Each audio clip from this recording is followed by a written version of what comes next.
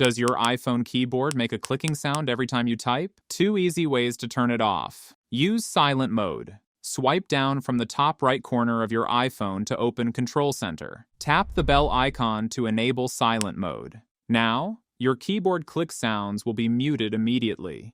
Keep in mind that silent mode also silences your call and notification sounds. If you still want to hear calls and notifications, try the next method instead.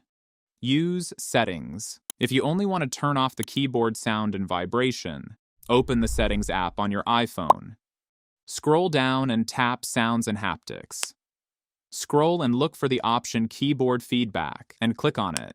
Here, you'll see 2 options. Sound plays a clicking sound whenever you press a key. Haptic makes the keyboard vibrate while typing. Turn sound off to disable the keyboard click sound. If you don't want the keyboard to vibrate, turn haptic off as well. Your keyboard will now type silently without making sounds or vibrating. And that's it.